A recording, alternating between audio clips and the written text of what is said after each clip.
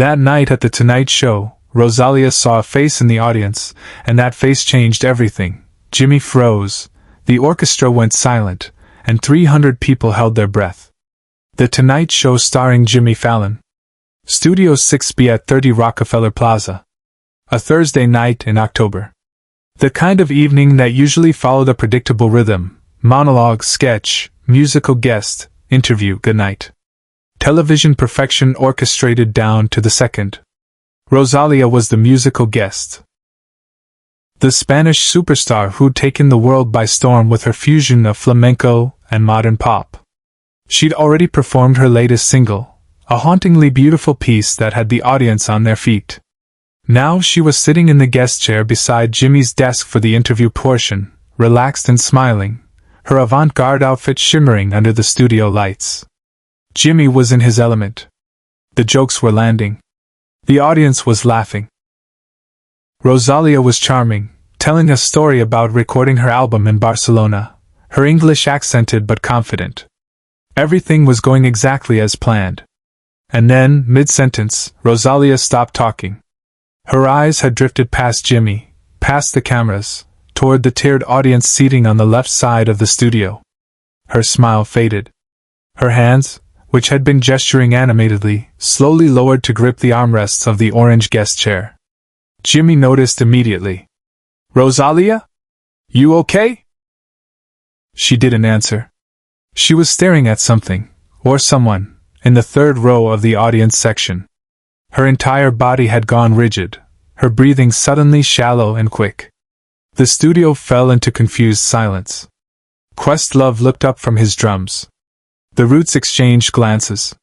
The audience members began turning in their seats, following Rosalía's line of sight, trying to understand what had captured her attention so completely. Jimmy stopped mid-joke. The entire studio froze. Jimmy set down his blue cue cards slowly, his jovial host persona slipping away, replaced by genuine concern. "Rosalía, what's wrong? Do you need?" But Rosalía was already moving. She stood up abruptly, the chair scraping backward with a sharp sound that echoed through the studio. Jimmy's mouth opened to say something, but no words came out. This wasn't in the script. This wasn't supposed to happen. Rosalía stepped off the elevated platform where the guest chair sat, her heels clicking rapidly against the studio floor. She walked, no, she ran, straight toward the audience section, her eyes never leaving that third row.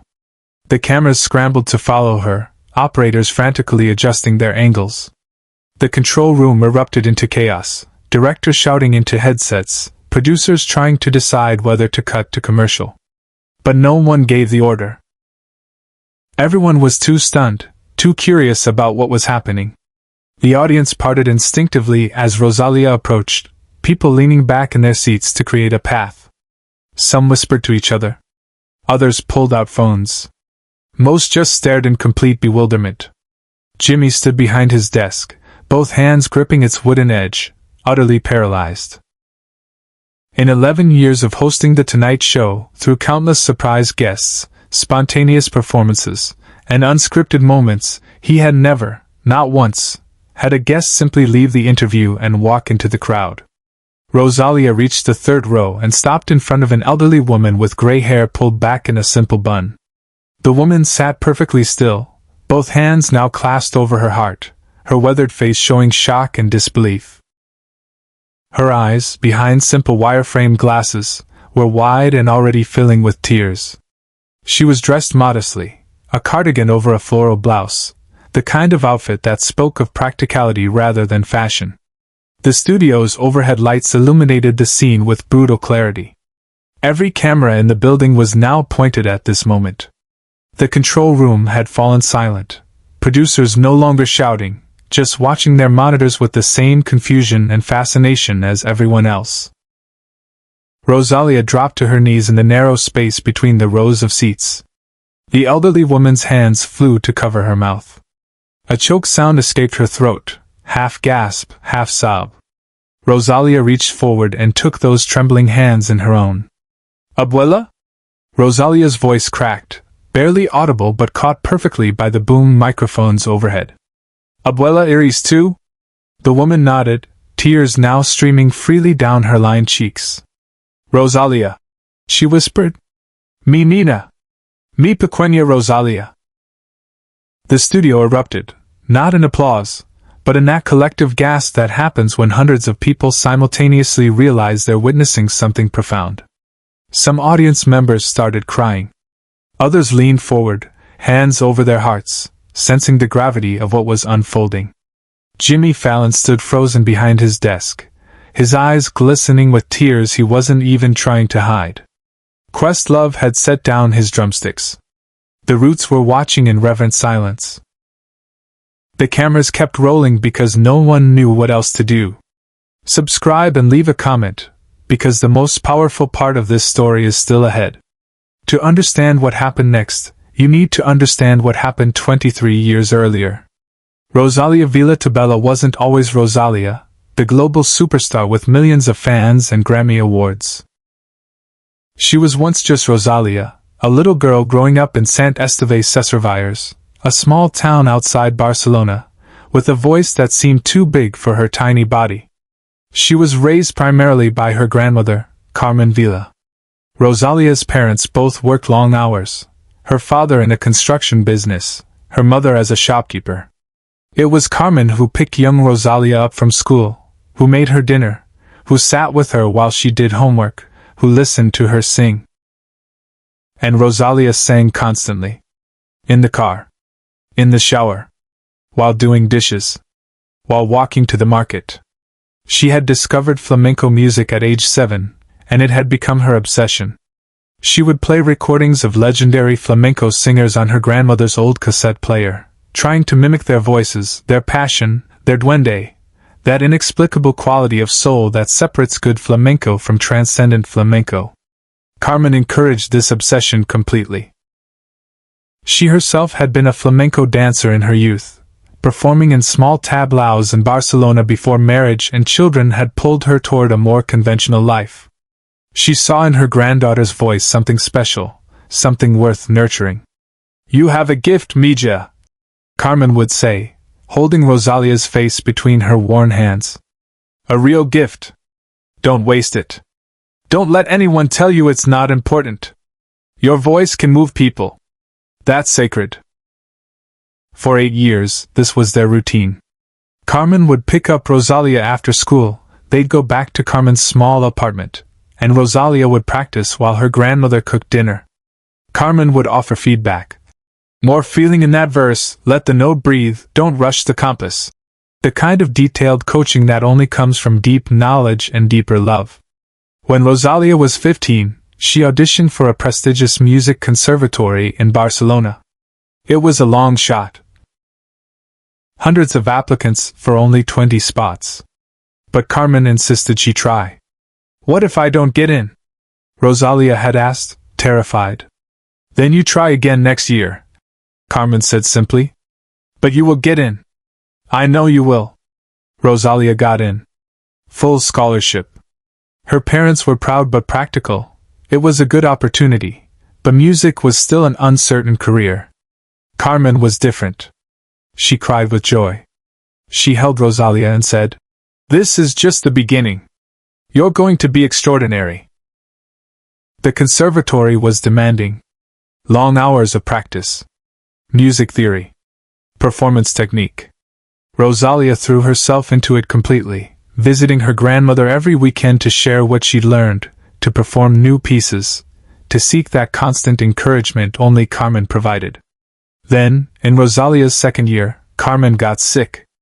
It started as fatigue. Then the doctor visits. Then the diagnosis, advanced lung cancer. Stage 4. The prognosis was measured in months, not years. Rosalía wanted to quit school, to spend every moment with her grandmother. Carmen refused to allow it. "You will not waste this opportunity," Carmen said firmly, even as she lay in a hospital bed, even as treatments ravaged her body. "You will keep studying. You will keep performing. That's what I want. Promise me." Rosalía promised, though the promise felt impossible to keep. She tried to visit as often as she could, But the conservatory was demanding and the commute from Barcelona to the hospital was long. Phone calls became more frequent than visits. Carmen's voice grew weaker with each conversation, but she always asked the same questions. How is your training? What are you learning? Have you performed yet? 3 weeks before Rosalía's first major conservatory showcase.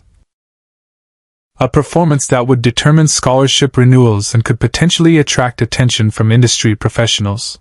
Carmen's condition deteriorated sharply. The doctor said it was a matter of days now, maybe hours. Rosalía's mother called her. You should come. Now. Rosalía was in the middle of rehearsals. The showcase was in 3 weeks. Missing rehearsal time could jeopardize her performance. But this was her grandmother. The woman who had believed in her voice before anyone else. The woman who had sacrificed her own dreams to nurture Rosalía's. She told her instructors she needed to leave. They were sympathetic but firm. Missing this much rehearsal would mean missing the showcase. The rules were clear.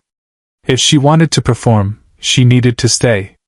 Rosalía made the choice that would haunt her for the next 23 years. She stayed. She told herself Carmen would understand. Carmen had made her promise to prioritize her music. This was what her grandmother wanted. She would visit after the showcase. They would celebrate together. There would be time. There wasn't time. Carmen Vila died 2 days later, alone in her hospital room at 3 a.m., while Rosalía was in Barcelona practicing scales.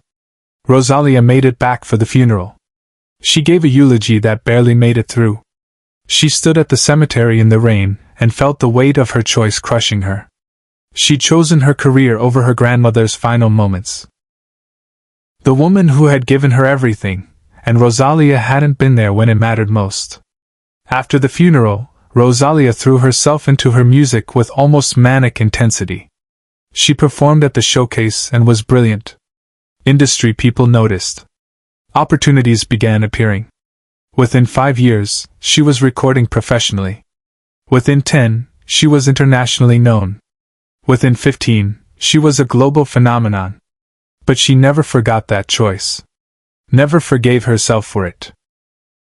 And she never spoke about Carmen publicly. The guilt was too deep, too painful. She'd built her entire career on the foundation her grandmother had laid, but she hadn't been there at the end. Behind the scenes, Fallon made a decision that defied every producer's expectation. Back in Studio 6B, Rosalía was still kneeling in front of the elderly woman, still holding her hands, both of them crying openly now. The audience sat in reverent silence, sensing they were witnessing something sacred. Jimmy Fallon made a decision. He stepped out from behind his desk, not for a comedy bit, not for a planned surprise, but because a human being was experiencing something profound on his stage, and the host's desk suddenly felt like an irrelevant barrier. He walked across the studio floor toward the third row where Rosalía knelt. The cameras followed him. The control room had stopped trying to manage this moment. They were just rolling tape, capturing whatever this was. Jimmy crouched down beside Rosalía, his hand on her shoulder. Hey, he said softly, his voice barely above a whisper but caught by the microphones. What's happening? Talk to me. Rosalía looked at him, and the professional mask she'd worn for years completely shattered. This is my grandmother's sister, she said, her voice breaking. My great-aunt Isabel. I haven't seen her since I was 15. Since the funeral. I didn't know she was here. I didn't know she was even in America.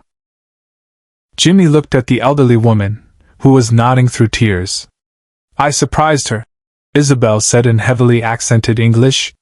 My grandson, he got me ticket. He said, Tia, Rosalía is on TV tonight. You should see. I came. I just wanted to see her perform. I didn't think she would see me. Rosalía pulled Isabel into a fierce embrace. You look exactly like her, she sobbed. Exactly like Abuela Carmen. When I saw your face, I thought, for 1 second, I thought it was her. The studio erupted in applause, deep, emotional, cathartic applause. People were standing, crying, witnessing a reunion 23 years overdue. Jimmy stood and addressed the audience, his own voice thick with emotion. I think we need to pause for a moment. This is more important than television. Share and subscribe. Make sure this story is never forgotten. During the break, Jimmy had his production team bring Isabel onto the stage properly. When they came back from commercial, Rosalía sat beside her great-aunt, holding her hand, and told America about Carmen, the grandmother who had believed in her voice, who she never properly honored. That night, Jimmy gave Rosalía something from his desk, a handwritten note that simply said, "She knows. She always knew." Isabel and Rosalía now talk every week. And every time Rosalía performs, somewhere in the audience, or watching from home, Isabel is there, carrying Carmen's pride forward.